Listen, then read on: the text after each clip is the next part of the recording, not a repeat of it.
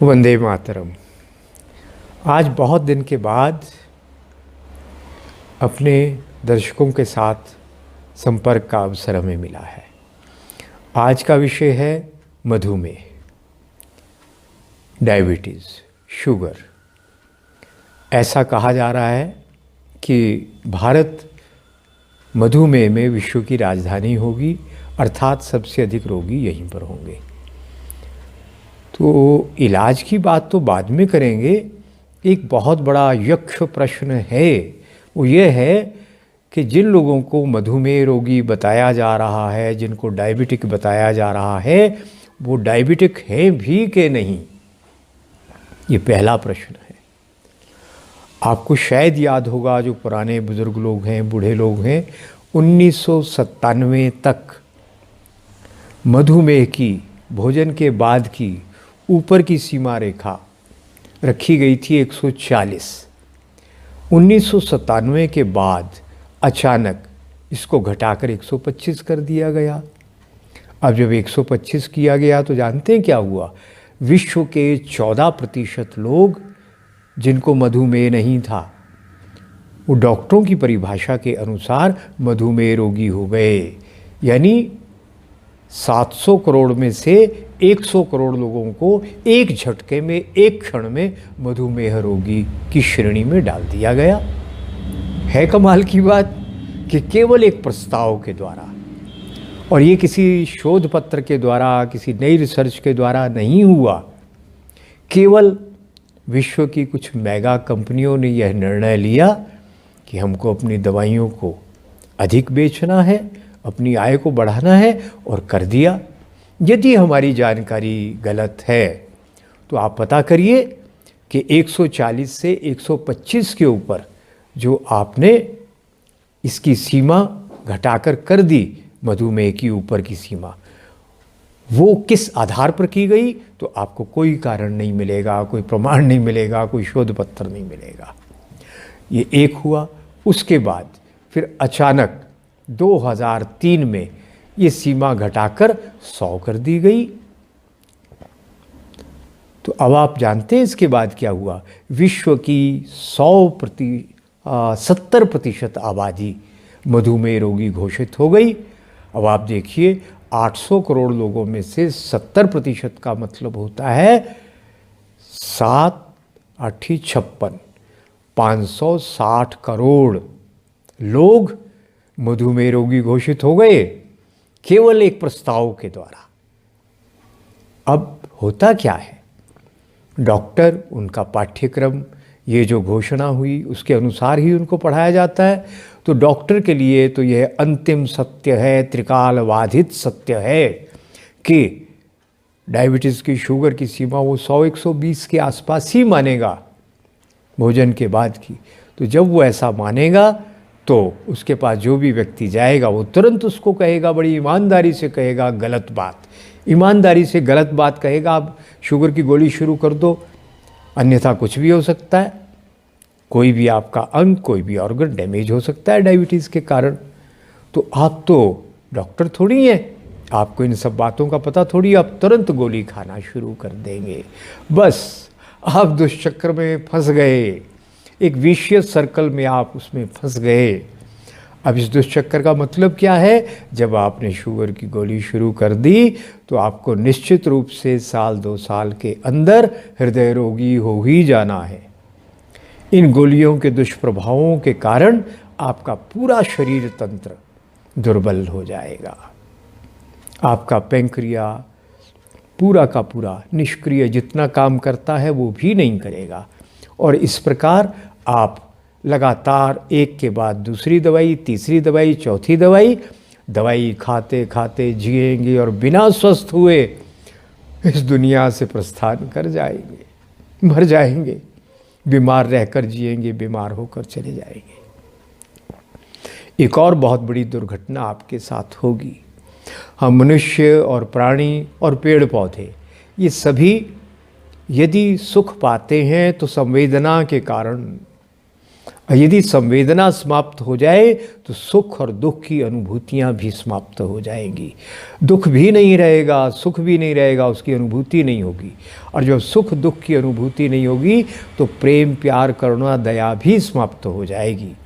आप जानते हैं इन दवाइयों में से कुछ दवाइयाँ ऐसी हैं जो मानसिक तनाव के लिए, आपको उसका रोगी भी तो बना ही देगी ना ये दवाइयाँ, तो आप मानसिक तनाव की दवाइयाँ शुरू कर देंगे।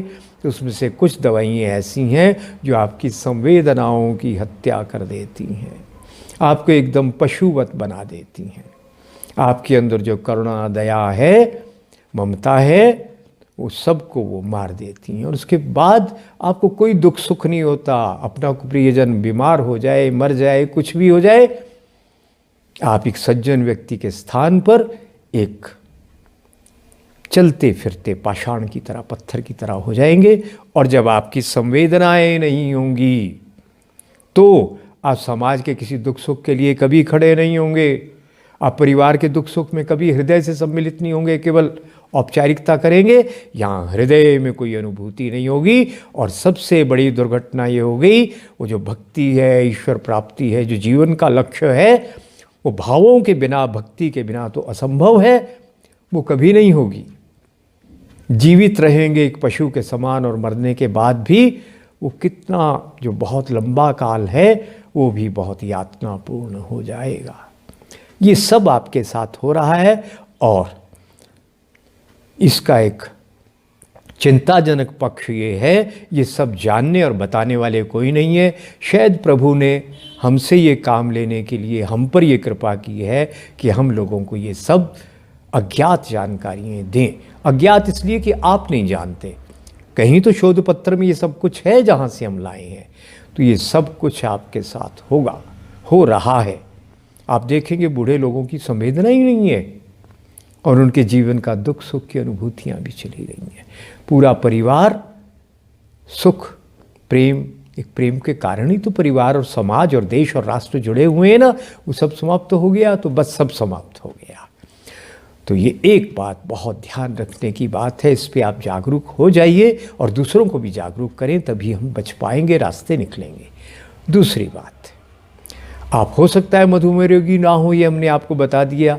इसलिए जब तक आपको कोई कष्ट ना हो, दुर्बलता महसूस ना हो, मुंह सूखना शुरू ना करे, है अनावश्यक थकावट ना हो, तब तक डॉक्टर के कहने मात्र से ये मत मानिए कि आप मधुमेह रोगी हैं।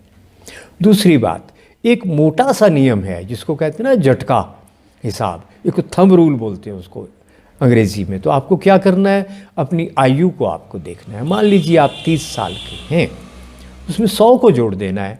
तो भोजन के बाद आपकी शुगर का सीमा 130 हो गई। आप 60 साल के हैं तो आपकी शुगर कितनी होनी चाहिए, 160 तक सामान्य है भोजन के बाद यदि आपकी आयु है। अब 90 साल के हैं तो 190 आपका शुगर का लेवल सही है, ये ध्यान रखिएगा। और ये जब आप जांच करें अपनी आयु को 100 में जोड़कर देख लीजिए, उसके बाद भी हज़ारों में किसी एक आध को, लाखों में किसी एक आध को लगे मुंह सूखता है, दुर्बलता आती है, तो आप समझना कि शायद आपको मधुमेह हो। तो क्या आप गोली खाएंगे? जी नहीं, गोली खाने की कोई ज़रूरत नहीं है। इसकी दर्जनों दवाइयाँ हैं आयुर्वेद में। एलोपैथी में एक दवाई की 2-4 दवाइयाँ और सभी के दुष्प्रभाव होते ही हैं। उनके विचारों की वश की बात नहीं है, उनकी दवाइयाँ बनी ही इस प्रकार से हैं जिसके कारण दुष्प्रभाव तो विटामिन तक के होते हैं। और दूसरा कारण ये है, वो सिंथेटिक इंडस्ट्रियल प्रोडक्ट होते हैं, पेट्रोलियम प्रोडक्ट से बनती हैं। उनकी एमिनो एसिड चेन को बदलकर कुछ भी बना दिया जाता है। दुनिया की कोई भी चीज़ बना लो आप, घी बना लो, मक्खन बना लो, पनीर बना लो, और या फिर दवाइयाँ बना लो, तो बन जाता है। विज्ञान इतना आगे बढ़ गया है, पर शरीर में जाकर तो उनका दुष्प्रभाव गंभीर होता है। हमारा शरीर उसको स्वीकार नहीं करता। तो इसलिए आप वो दवाइयाँ खाएंगे तो समस्याएं और बढ़ जाएंगी। तो आपको क्या करना है, दर्जनों दवाइयाँ, उनमें से एक दवाई क्या हो सकती है, वो कमल डोडे का प्रयोग करते हैं बहुत लोग, बहुत ठीक रहते हैं। कुटकी का प्रयोग करते हैं। और आपका ये, अगर आप पहाड़ के रहने वाले हैं तो आपको आसानी से जिसको बेरबेरिस वल्गरिस कहते हैं ना, रसौंत, वो मिल जाती है बाज़ार में, रसौंत गलत है। वो इसका इतना सा छिलका उतार कर मुँह में रख कर उसको चूस ले एक बार। इसके अतिरिक्त एक दवाई जो बहुत लोकप्रिय हुई है वो मैं आपको बता रहा हूँ। वो क्या है? मेथी 200 ग्राम, मेथी दाना। पर मेथी के साथ समस्या है मित्रों। वो क्या समस्या है? बाज़ार की मेथी ऐसी लगती है जैसे मशीन में से बनकर एक ही आकार के दाने, एक ही रंग के दाने। उसको सूंघो, पीसो, कूटो, जो मर्जी करो, सुगंध नहीं आएगी। वो जेनेटिकली मॉडिफाइड है, वो जीएम क्रॉप है, वो आपकी बीमारियों को बहुत बढ़ा देगी, वो नहीं चलेगी। आपको मेथी वो लेनी है जिसके दाने थोड़े छोटे बड़े रहते हैं, रंग भी उसका एक समान नहीं रहता, जैसे रंग दिया होता है, डाई किया होता है, एक जैसा रंग ऐसा थोड़ी होता है। प्राकृतिक मेथी में थोड़े अलग अलग रंग के दाने रहते हैं, कुछ हरे, कुछ पीले, कुछ भूरे, ऐसा मिला जुला रंग उनका रहता है। और सूंघने पर ऐसे मसल कर सूंघो तो एक सुगंध आती है, वो सुगंध आनी चाहिए। भूनने पर, पीसने पर सुगंध आती है। तो जो वास्तव में मेथी है, वो कसूरी मेथी हो, बारीक दाना हो, मोटी मेथी हो, पंजाबी में मोटी मेथी को मेथे भी कहते हैं, वो कोई भी चलेगी यदि सुगंध वाली है। तो कितनी लेंगे? 200 ग्राम। उसके बाद आप अजवाइन लेंगे, कितनी? इससे आधी, 100 ग्राम। अजवाइन में भी गलत अजवाइन आ चुकी है, उसको भी सूंघने पे यदि सुखद लगे तो अच्छी है, यदि परेशानी हो दिमाग में जाकर वो ऐसा लगे अच्छा नहीं लग रहा, वो नहीं लेनी है। और दूसरा तरीका तो आपको पता है, हमारा ऊर्जा विज्ञान हमारे सभी बंधुओं, मित्रों, शिष्यों ने सबने सीखा हुआ है। हाथ में पकड़ो और देखो, वजन उठाकर ताकत बढ़ गई तो अजवाइन अपने काम की है, अन्यथा फेंक दो, विष है वो। तो अजवाइन भी ढूंढ कर लानी पड़ेगी। हमारे एक बहुत प्रिय बहन है राजस्थान की, उन्होंने हमें 2-3 साल के बाद अजवाइन अच्छी मिली मुझे, उन्होंने अजवाइन मुझे 5 किलो, 4-5 किलो भेज दी। बढ़िया अजवाइन है, बारीक है। दूसरा अजवाइन की पहचान क्या है? आप अजवाइन का दाना मुंह में रखिए, 2-4-10 दाने, मुंह में जाते ही एकदम तीखा लगे तो गलत। मुंह में डालने के बाद पहले सेकंड में लगे कि ये तो तीखा नहीं है, और धीरे धीरे उसका तीखापन बढ़े तो असली अजवाइन है। परीक्षा कर लेना। आपको बीमार बनाने के लिए एक बहुत बड़ा कार्यक्रम चल रहा है। उस कार्यक्रम का ये अंग है कि आपको जीएम फल, सब्जी, सब कुछ औषधियाँ दी जा रही हैं। तो वो अजवाइन लेना जो धीरे धीरे तीखी होती है, और ऊर्जा विज्ञान से जांच, वो ले लेना। फिर 200 ग्राम मेथी, 100 ग्राम आपका अजवाइन होगी, 50 ग्राम काली जीरी, जीरे जैसा होता है वो, कलौंजी मत ले आना, प्याज का बीज होता है वो नहीं कह रहा हूँ मैं काली जीरी, जीरे जैसा आकार है, बहुत भयंकर कड़वी है। आम के अचार में डालते हैं, उर्द की दाल में डालते हैं पकाते समय, माश की दाल में, कड़वी नहीं लगती वहाँ पर, बाकी सब जगह कड़वी लगती है। 50 ग्राम वो सबको फटक कर, छान कर, ऐसे छटक कर, धूल निकाल कर, थोड़ा सा गर्म करके इनको पीस कर अलग अलग फिर मिला देना। मिलाकर कांच के जार में रखना। यदि आपका शरीर हट्टा कट्टा भारी है तो भोजन से 1 घंटा पहले, और यदि आपका शरीर थोड़ा हल्का है मेरी तरह तो भोजन के तुरंत बाद 1 चम्मच। यदि मधुमेह बहुत बढ़ा हुआ है, तीनों समय ले लेना। और यदि आपका लगे मधुमेह अब नियंत्रण में आ गया तो आधा चम्मच कर देना। आपको लगे अब मैं पूरी तरह से ठीक हो गया हूँ तो प्रतिदिन प्रातः या रात को 1 चम्मच खाते रहिए। और औषधियों के नियम होते हैं कि 3 मास बाद बंद करना। इसको आप 6 महीने, साल तक लगातार ले सकते हैं। बढ़ा हुआ पेट कम हो जाएगा, गैस ठीक हो जाएगी, जोड़ों की दर्द भी आशा है ठीक हो जाएगी, चुस्ती फुर्ती बढ़ जाएगी, अम्ल पित्त, छाती में जो जलन है वो भी चली जाएगी। पर उसके लिए ये भी ध्यान रखना कि जो रात का भोजन करते हैं उनको मधुमेह जैसे रोग या और अनेक प्रकार के रोग अधिक होते हैं, क्योंकि खाना फिर सड़ने लगता है। सूर्यास्त के बाद भोजन पचना बंद हो जाता है, इसलिए सूर्यास्त के बाद या तो पहले लो या सूर्यास्त के बाद 1 घंटे के अंदर अंदर भोजन कर लो तो आप ठीक रहेंगे। जो जैन समाज का ये नियम है सूर्यास्त के बाद भोजन ना करना, ये बहुत वैज्ञानिक नियम है। इसका पालन करिए तो आपकी आयु भी लंबी होगी, आप स्वस्थ भी होंगे। जब रात को भोजन करने के बाद, शाम को भोजन करने के बाद, सूर्यास्त से पहले भोजन करने के बाद रात को पेट में बहुत गैस बने तो समझ लेना जो खाया वो सही नहीं था। और यदि गैस वैस ना बने, ठीक रहें, आप सामान्य रहें, तो समझिए कोई गलत नहीं खाया, अधिक नहीं खाया, तब आप डायबिटीज़ से बचेंगे। तो ये तो एक दवाई होगी। अभी इसकी 10-20 दवाइयाँ और हैं। एक और हमारे किसी परिचित ने एक और योग भेजा है जिनका उन्होंने खूब प्रयोग किया है।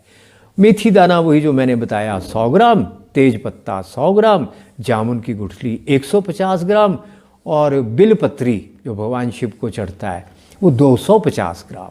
इन सब को कूट पीस के इसका पाउडर बना लो और पाउडर बनाकर इसकी आधा चम्मच जो है वो खाली पेट भोजन से पहले, तीनों समय भोजन से पहले आधा घंटा 1 घंटा पहले ले लो, या प्रातः 1 चम्मच नियमित रूप से दैनिक ले लो, तो आप अच्छे रहेंगे। तीसरा यौगिक और किसी महापुरुष ने भेजा है, वो क्या है? त्रिफला, हरड़, बेहड़ा, आंवला 100 से अधिक रोगों का इलाज करता है। हरड़ पीले वाली, बक्कल, बक्कल का अर्थ है उसको धीरे धीरे कूटो, कूट कर केवल छिलका निकाल लो, वो लेना है आपको। और उसके बाद 100 ग्राम अगर ये बक्कल है तो 200 ग्राम बहिरड़े का बक्कल, गुठली नहीं लेनी है उसकी भी, और 400 ग्राम या 300 ग्राम आंवला सूखा हुआ, काला काला होता है सूखने के बाद, जो सुंदर है वो एल्युमिनियम में बना है, वो विषैला है, वो सुंदर नहीं चाहिए अपने को। हर चीज़ चमकती है जो, उसको सोना नहीं कहते, सुना है ना ये कहावत। तो वो काला काला आंवला जो होगा वो ले लीजिए। कितना हो गया? 100, 200, 300, 400 या 100, 200, 400 हरड़, बेहड़ा, आंवला अपने आप घर पे बनाइए। बाज़ार में पिसा हुआ, जहाँ पे बड़ी बड़ी कंपनियाँ पीसती हैं टनों, उसमें क्या क्या पिस गया, कूड़ा करकट क्या पिसा है, कितना पुराना है, 2, 4, 10 साल पुराना, प्रिजर्वेटिव उसमें डले होंगे, है ना, वो पीसने से पहले ही सड़ने से बचाने के लिए, वो अच्छा नहीं है। तो स्वयं लाकर वो अपना कूट पीस के मिलाकर कांच के जार में रखो। रात को सोते समय गर्म पानी से ले लो या प्रातः ले लो। इसको नियमित आजीवन ले सकते हैं, इसको आजीवन लीजिए। कुछ लोगों को ये जो पित्त रोगी हैं, मेरे जैसे रोगी हैं, उनको इससे खुश्की हो जाती है, ये शुष्क है ना, तो कब्ज दूर करता है मोटे लोगों की, और जो जिनकी आंतों में खुश्की है उनको और कब्ज बढ़ा देता है। तो क्या करना? 1 कटोरी यदि त्रिफला है तो 1 कटोरी इसबगोल, जो बहुत सुंदर वाइटनर ना लगा हो, जिसमें सामान्य इसबगोल की भूसी, वो मिला के कांच के जार में रख देना। बस वो 1 चम्मच सुबह शाम खाते रहना। एक समय खाएंगे तो भी चलेगा, तो एक नहीं अनेक रोग ठीक होंगे। मधुमेह में भी आश्चर्यजनक लाभ मिलेगा आपको। ये कर लीजिए। और तीसरा प्रयोग एक और किसी ने हमें आया था, वो क्या है? ये भी बलवर्धक भी है, और जिन कारणों से मधुमेह पैदा हुआ है, मधुमेह भी ठीक हो जाएगा। वो क्या है? आपको अश्वगंधा, वो 100 ग्राम लेना है। अश्वगंधा के बाद आपको शतावरी 100 ग्राम लेनी है, नीम पत्र सूखे 100 ग्राम लेने हैं, चिरायता या कालमेघ 100 ग्राम ले लें, कुटकी 50 ग्राम ले लें, और आंवला सूखा 100 ग्राम। गिलोय का पाउडर कूट पीस के छान कर निकालिए, वो भी 100 ग्राम। दारू हरिद्रा, वही जो आपको रसौंत कही मैंने, वो यदि मिल जाए तो दारू हरिद्रा भी ले लेना, 100 ग्राम ले लीजिए वो भी। यदि ना मिले तो छोड़ दीजिए, ये नकली बहुत आ रही है बाज़ार में, वो ले लीजिए। शुद्ध शिलाजीत 10-12 ग्राम ले लीजिए, और करेला सूखा वो भी 100 ग्राम। पर ध्यान रखिएगा, करेले के मामले में बहुत गड़बड़ हो गई है। वो लंबे लंबे करेले, बीज से काटो तो बीज है नहीं, सफ़ेद रंग का सुंदर उसका भीतर का रहता है। वो करेला मधुमेह रोगी खूब खाते हैं और खूब बीमार होते हैं, और ज़्यादा बीमार होते हैं।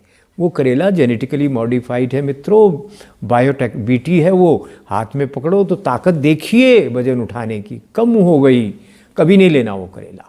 वो जो छोटा करेला है, थोड़ा क्रीम पीले से रंग का, सफ़ेदी के ऊपर है, हरा है, और उसके छोटे बड़े, उसके तीखे तीखी नोकें बनी रहती हैं छोटी बड़ी, ऐसा नहीं लगता मशीन में एक जैसा निकला है। और बीच में से बीज कठोर ज़रूर निकलते हैं जब करेला पकता है। ये जो आपका करेला गलत है, उसमें पका बीज जो है, कठोर वाला बीज ही नहीं मिलता। वो करेला आपको लाभ नहीं, हानि अधिक करेगा। तो वो करेले जब बाज़ार में नज़र आएँ तो एकदम अच्छे वाले करेले काट कर 2-4 किलो लेकर सुखा के कांच के जार में बंद करके रख देना, उन्हीं का प्रयोग करना। तो करेला 100 ग्राम और मेथी दाना भी जो अच्छे वाला बताया आपको 100 ग्राम डाल लीजिए, खूब बारीक पीस कर 1-1 चम्मच सुबह दोपहर शाम लीजिए। पेट भी साफ होगा, अनेक रोग भी जाएंगे, पित्त रोग गैस भी समाप्त होगा, मधुमेह भी ठीक होगा। ऐसे एक नहीं 20 प्रयोग हैं, वो आपको अंत में 2-4 प्रयोग हम और बताएंगे। अब अगली बात जो मैं आपको बताना चाहता हूँ, मधुमेह होता क्यों है? इसका सबसे बड़ा प्रमुख कारण है हमारे शरीर में विषयों का संग्रह। थायराइड के बारे में भी हमें यही समझ आया, high blood pressure, artery blockage, सबका कारण है हम जो आहार ले रहे हैं गलत, हमको खिलाया जा रहा है वो bread, biscuit, packed food, Kurkure, chips, chocolate, वो सब के अंदर केमिकल हैं बहुत भयंकर। फ्रूट जूस के अंदर भी जो पैक्ड है वो हमारे शरीर में जाकर संग्रह हो जाते हैं। जब वो इकट्ठे होते हैं ज़्यादा विष, तो हमारे वो पूरे पाचन तंत्र को खराब करते हैं और हमारे पैंक्रिया को भी, स्वादुपिंड को भी खराब कर देते हैं। तब मधुमेह होने लगता है, पैंक्रिया खराब होने लगता है, डायबिटीज़ टाइप 1 हो जाती है। और जब पैंक्रिया खराब, विष तो हम निकालते नहीं, हमें ध्यान में भी नहीं, डॉक्टरों भी इस बात को बिल्कुल नहीं जानते। हमें ये ईश्वर ने कृपा की है, सौभाग्य दिया है कि हम इस निष्कर्ष पे पहुँचे हैं, मधुमेह का बड़ा कारण है शरीर में विषयों का संग्रह होना। तो वो एक कारण बड़ा है। दूसरा कारण, हमारे साथ बहुत शरारत की जाती है और हम ऐसे सरल लोग हैं, 150-200 साल से हमको मूर्ख बनाया जाता है और हम संसार के सबसे बुद्धिमान लोग सरलता से मूर्ख बनते हैं क्योंकि हम भोले सरल बहुत हैं। हम कनिंग चतुर वो नहीं है, लोमड़ी वाली चालाकी नहीं है हमारे। हम बुद्धिमान तो हैं पर कनिंग नहीं है, वो टेढ़ापन नहीं है अपने में। इसलिए 150 साल में बार बार हमको मूर्ख बनाया जाता है, हम बनते जाते हैं। विषैली गऊँ हमको दे दी, हमने ले ली। विषैला केचुआ हमको दिया, दे दिया। दुनिया में सारे विश्व में जो बंद हैं पॉली हाउसेस, हमने ले लिए। सरकार ने, प्रशासकों ने, जनता ने, एक के बाद एक गलती हमसे करवाई जाती है, हम करते जाते हैं। इसी प्रकार एक बड़ी भारी भयंकर भूल हमसे क्या करवाई, बार बार थोड़ा थोड़ा खाना खाओ, थोड़ा थोड़ा कुछ खाते रहो। अनेक वर्षीय प्रचार चला और लोगों ने शुरू कर दिया, अरे आप बार बार खाओगे तो क्या होगा, बार बार पैंक्रिया को काम करना पड़ेगा, बार बार इंसुलिन वो छोड़ेगा, बनाएगा और बीमार हो जाएगा, खराब हो जाएगा। अब जल्दी से मधुमेह रोगी हो जाएंगे। हमारा किसान हज़ारों साल से प्रातः सूखी रोटी मक्खन या दूध के साथ खाकर 4 बजे 5 बजे जाता था खेत में और उसके बाद दोपहर को उसको खाना जो है वो खेत में पहुंचता था और फिर शाम को आकर खाता था, बस। और कुछ लोग तो अब भी ऐसे हैं, लाखों लोग, जो एक बार प्रातः खाते हैं और एक बार शाम को खाते हैं, तीसरी बार खाते ही नहीं हैं और वो ज़्यादा स्वस्थ हट्टे कट्टे हैं। ये बार बार खाने का खेल हमारे साथ क्यों? आप लोगों ने विश्वास कर लिया और शुरू कर दिया खाना, आदत बन गई। बार बार शरीर को आदत होगी, पाचक रस बार बार आने लग गए, पूरा तंत्र बिगाड़ दिया। बार बार आपका मन करता है कुछ खा लें, मानसिक तनाव के कारण भी बार बार खाने को मन करता है। तो ये दूसरा कारण है आपके मधुमेह का। तो इसलिए कृपया ये भूल ना करें। तीसरा, जब हम प्रातः पहला आहार ही खूब तला भुना ले लेते हैं, ब्रेड बिस्कुट ले लेते हैं, तो पूरा दिन तो अपना खराब हो गया, या बासी ले लिया तो पूरा दिन अपना खराब हो गया। हमारे पेट में पहला आहार क्या जाना चाहिए? जीवित आहार जाना चाहिए, सर्वोत्तम वही है। वो क्या है? या तो अंकुरित या कोई फल। फल जीएम ना हो, फलों में विष है तो वो आपको किसी और वीडियो में हम बता चुके हैं। उनको एंजाइम में भिगो कर रखिए, विष निकालिए। फल, कच्चे पत्ते, सब्जियाँ या अध पके वो पहले खाइए, उसके आधे घंटे के बाद आप भोजन नाश्ता जो भी करना है वो करें। उसके बाद कुछ गलत भी खा लेंगे तो आप बीमार नहीं पड़ेंगे आसानी से। वो एक बार जैसे होता है ना कि पिसाई की मशीन एक बार शुरू में मोटा दाना डाला, कठोर डाला तो अटक गई, पर जो वो गति में चल पड़ती है तो उसके साथ फिर कोई कठोर पत्थर वत्थर भी छोटा मोटा जाता है तो पिस जाता है। ऐसे ही पाचन का भी हिसाब है। तो इस प्रकार आप मधुमेह रोगी बनते हैं। एक और कारण, आप जब जब कोई दवाई खाते हैं, बुखार की, खांसी की, जुकाम की, डायरिया की, डायसेंट्री की, वो दवाइयाँ जब खाते हैं तो उनमें से कई दवाइयाँ ऐसी हैं जो एंटीबायोटिक हैं, वो आपके पेट के भीतर जो जीवाणु हैं उनको मार देती हैं। बायो का मतलब जीवन, एंटीबायो मतलब उनको जीवन को मारने वाली। तो आपका यदि पेट का आंतों का वो जीवाणु मर गए, गट बैक्टीरिया मर गए, तो भोजन कौन पचाएगा? पचेगा नहीं। आप जीवन भर गैस की गोलियां खाते रहेंगे।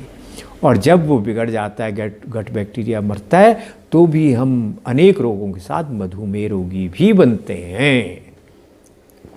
एक और बहुत मूल्यवान जानकारी, एक डायबिटीज टाइप 2 होती है, वो इससे भी गंभीर रोग है। उसमें पेंक्रिया नहीं है खराब, पेंक्रिया आपका इंसुलिन बना रहा है, मगर आपके शरीर के कोष इंसुलिन को ग्रहण करना बंद कर देते हैं, लेते ही नहीं है।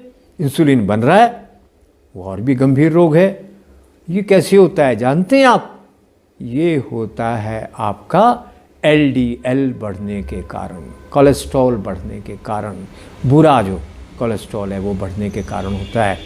मीठे के कारण नहीं हुआ, ये गुड़ शक्कर के कारण नहीं हुआ।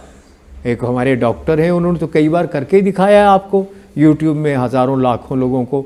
मीठा आम खाया, शुगर लेवल 300 थी तो घटकर 150 पे आ गई आम खाने के बाद। अच्छा बढ़िया गुड़ खाने के बाद कम हो गई। तो आपका जो ये आलू चावल ये सब कुछ बंद किए जाते हैं, इसलिए बंद किए जाते हैं ताकि आप बीमार ही बने रहें। प्राकृतिक मीठा, बिना पॉलिश का चावल, ये तो आपको ठीक करता है। मैं आगे बताऊंगा, चावल खाने से एक महिला रोगी ठीक हो गई, उसका 250 से जो है 150 पे आ गया शुगर लेवल। वो कौन सा चावल था आगे बताएंगे।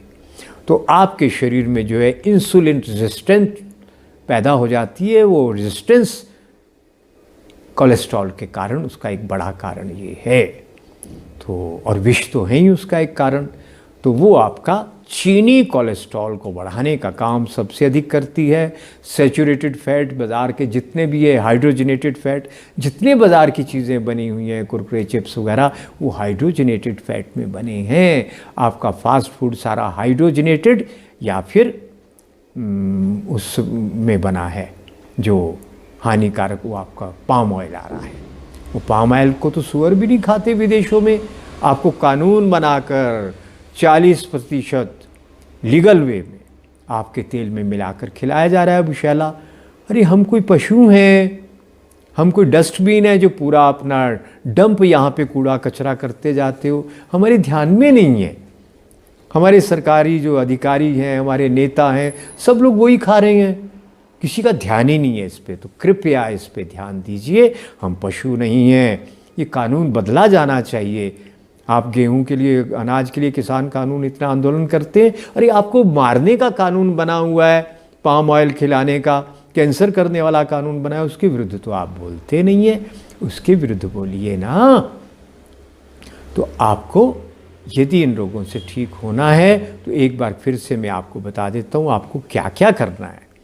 पहली बात जो मैंने अभी तक भूमिका बनाई, अपने शरीर के सारे विष निकालिए तो आप ठीक हो जाएंगे। हमने चित्रकूट में एक प्रयोग किया, डीएम के आदेश पे डॉक्टर आ गए। वहाँ पे एक आश्रम है जिसका उन्होंने मुझे संरक्षक बनाया हुआ है। उस आश्रम में कार्यक्रम था, हमारी वार्ता का कार्यक्रम था। तो ओम बाबा वहाँ पे उसको चलाते हैं आश्रम को।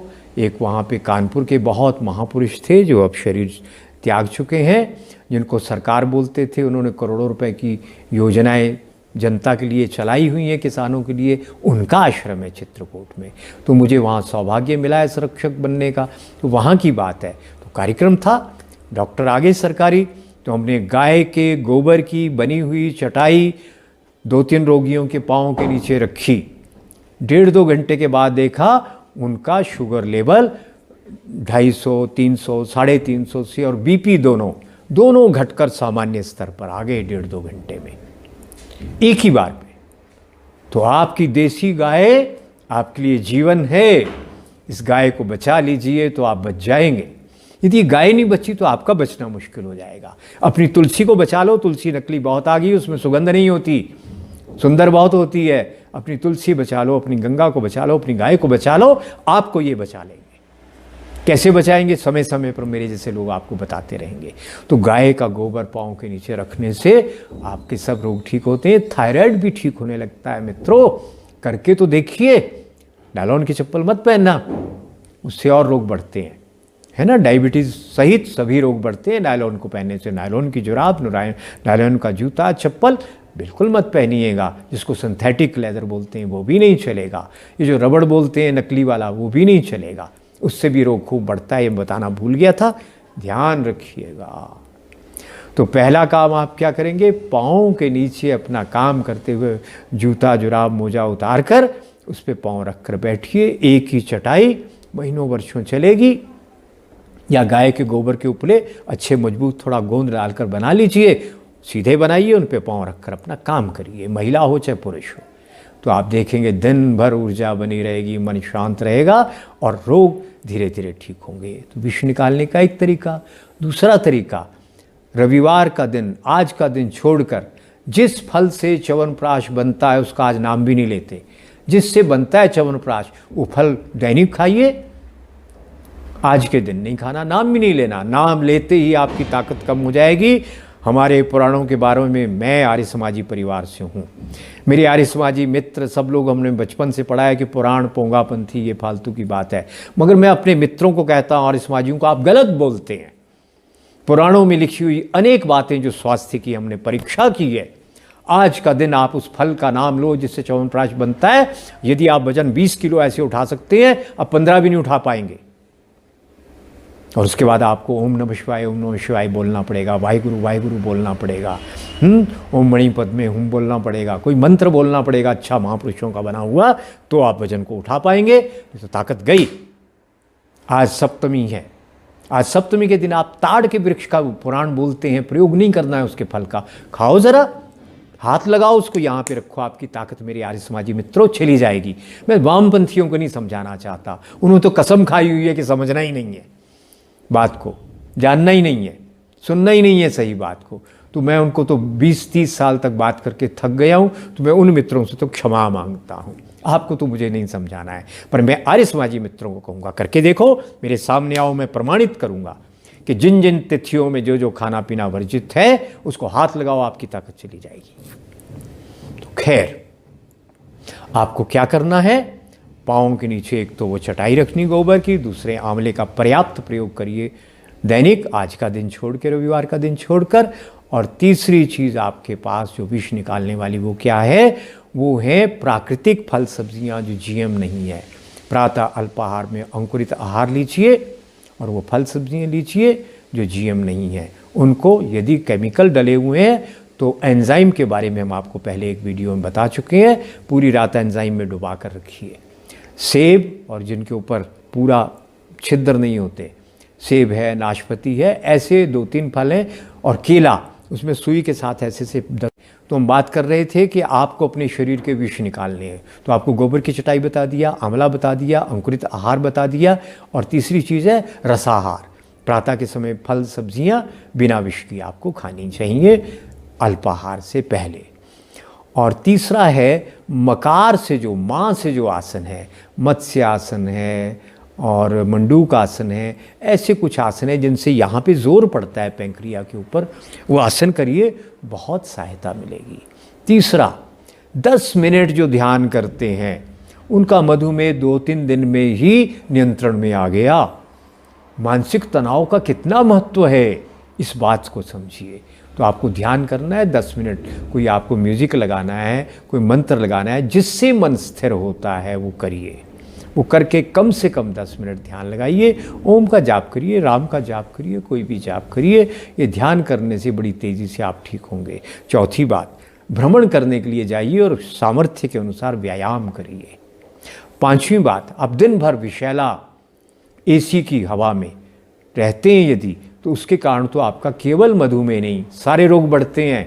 तो क्या करना आपको? गौ माता की शरण में जाइए, गाय के गोबर का टुकड़ा लेकर, या धूप गोबर की बनी हो देसी गाय के गोबर की, देसी गाय का थोड़ा घी लगाकर उसको जलाइए, आप देखेंगे बाहर से अधिक ऑक्सीजन आपके कमरे में, एसी वाले कमरे में पैदा हो जाएगी, और आप एसी की मजबूरी के कारण जो आप विषैली हवा में सांस ले रहे हैं समाप्त हो जाएगी।